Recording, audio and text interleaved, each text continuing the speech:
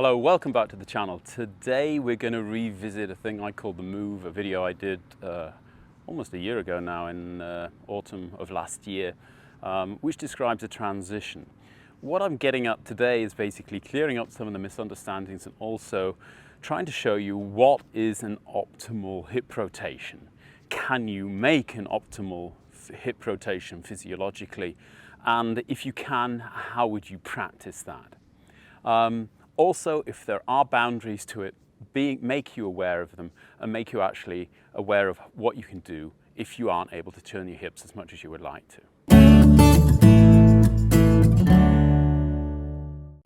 So last year I talked about a movement that we teach basically to go into the transition of a golf swing where you stop turning backwards, start turning forwards. And I think because I concentrated an awful lot on the effect that the move was having on the arms, disabling them, stopping them from hitting down, getting the club flatter, a lot of people basically didn't quite understand what effect that this move was actually having on their hip rotation and why they would need it. So I thought I'd go into a little bit more depth about it today. So again, if you are one of those guys who just likes the explanations of what do I do, then I'll leave a little number here. Otherwise, for all the rest of you like a good story and haven't got anything to do for the next 15 minutes, then stay tuned. If you look over here, I've actually stuck a few sticks in the ground just to help me get a feeling of kind of the hip rotation's boundaries. And if I take my address position, you can see from the camera at the side, I've done it in a way so that I've actually got my tush line between the two sticks. They're at a width, so if I take my normal stance and then I've stuck them in the ground just outside the heel, and this is more or less the boundaries that your hips are laterally allowed to move within. Yeah, you don't really want them pushing out to either side outside of that. The smaller stick at the front here is basically showing you where your trail hip's going to get to. And this is going to be different for every one of us depending on how much mobility we have in the hips. But if you can think that in impact, your left hip, or excuse me, your lead hip is basically up against or just before, from a tush line perspective, again you can see that maybe from behind better, the forward stick, then I can more or less drop a line down from my trail pocket and stick it in the ground. And that's basically where you want your hips to go when you hit the golf ball. That would be impact.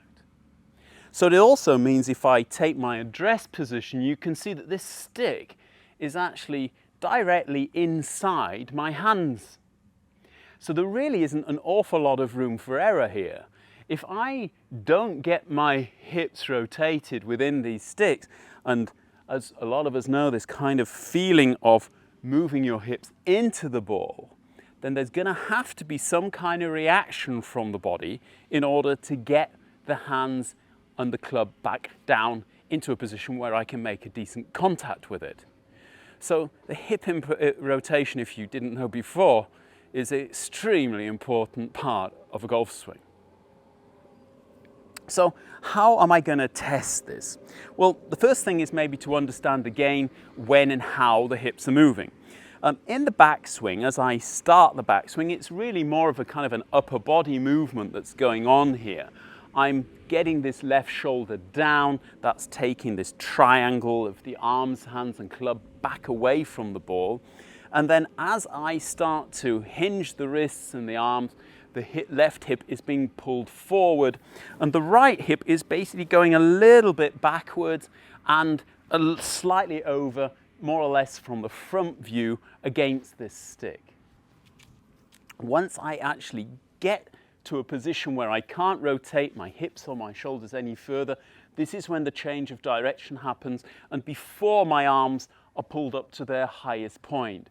So this is a point where we have this kind of change of direction and I'm using the forces of my body against the forces of the club in order to create more tension and get this club moving slightly back and behind me. Now, as you see, when I do this, I actually go down in the knees a little bit. The reason for this is quite simple. I want to use my legs to help turn my hips, and I can't do that if they're stiff. And that's what I've made them in the backswing. They've been resisting rather than helping the rotation. My upper body's been turning. And if I were to ask you just to jump, you will dip before you jump. Now, I know that Rory almost sits before he jumped, but that's because he's using the ground forces to increase his rotational and vertical speed, and that will increase his club head speed. Other golfers, whether it be Adam Scott or Justin Rose, will do this as well, but you'll hardly see it because it really is just a small dip, a small breaking of the knees in order to activate the legs in the follow-through. And that's what you need. You've got to activate the legs while turning the hips. As I start the downswing then, I am activating the knees, breaking the knees, going into this float, and the hips are starting to rotate and to move laterally at the same time. So if you could imagine them trying to kind of find their center, means that the left hip is moving back towards its starting position and at the same time laterally towards this back stick. The right hip is coming away and also starting to rotate. So I've got a free kind of rotational phase here. And if you look at some of the top players, they are actually, during this extremely short moment of time as they break the hips, they are rotating past parallel and almost into the finish position with their hips before their legs really give power and press them into the final position here between the two sticks, if you look from the front angle. So if I'm trying to do this, I want the feeling of, first of all, rotating with relatively great resistance in my legs over and against the back stick. Then I've got this kind of free float, this dip and rotation back, and then I'm kicking off. And this is giving me the position that I want to be in when I'm in impact position with a club on the ball. Now, that is a position now I've actually done it, which is very uncomfortable for me. It means more or less illusion isn't. I'm not going to get there. I'm just not going to get there.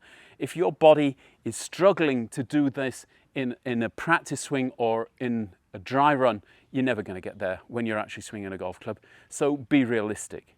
However, because I know where I'd like to get to, and because I am practicing getting there, I am actually going to be slowly or surely improving my hips' ability to move into this position and get me into this impact position, yeah, which would be a beautiful thing, but probably something that I'm going to be working on for the rest of my life, and we'll probably never get there. But then that's one of the beauties of the game. You don't have to be perfect to play good golf. How can you practice this? Well, obviously, do this, stick some sticks in the ground and see whether you're actually capable of getting the hips as far around as you can see me doing, or one of the pros that you actually like watching. If you actually find a case where your hips aren't able to move around as far as mine, then what you've got to understand is that at this position, this is when the release is going to start. This is when the club is going to be overtaking, and you're going to have to work more with your arms and hands forward in order to stop the club overtaking your hands at that point. The further that you can get your hips around into the impact position, the longer you're going to be able to keep pressure on the golf club just through body rotation. So working on getting more flexible in your hips, in your thoracic spine, is going to help you to keep longer pressure on the golf club, which will definitely be beneficial. Back to the point of practice. I do like to kind of practice with these things. This is a small medicine ball, and what this will do is it will actually give me a kind of feeling of kind of catching the ball here And how would I actually throw it if I was going to throw the ball not at the target? I can remember some old instructors kind of give me the idea of kind of emptying a bucket of water, and to a certain extent I think that's one of the reasons I started early extending, because I was kind of doing this all the time. They wanted me chucking the water out at kind of 2 o'clock. If that was 12 o'clock, my hips would obviously try and help that.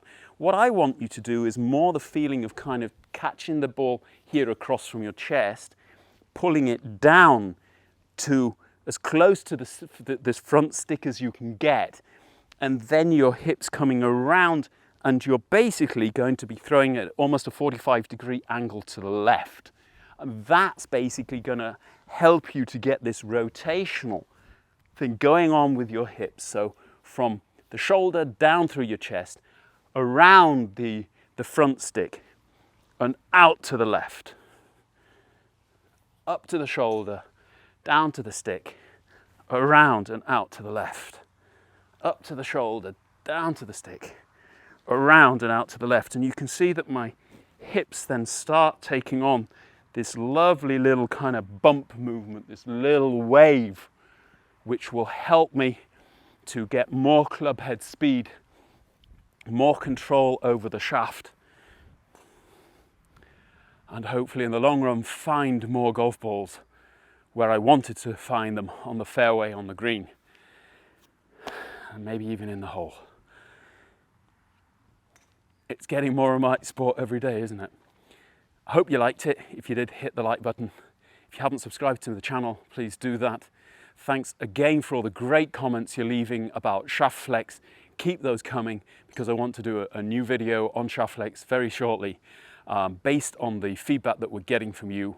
The little bell will give you notifications the next time I post, and I shall pop my philosophy of golf, as always, up here in the left-hand corner if you haven't read it yet. It's nice nighttime reading for the golf intellectuals. See you next time.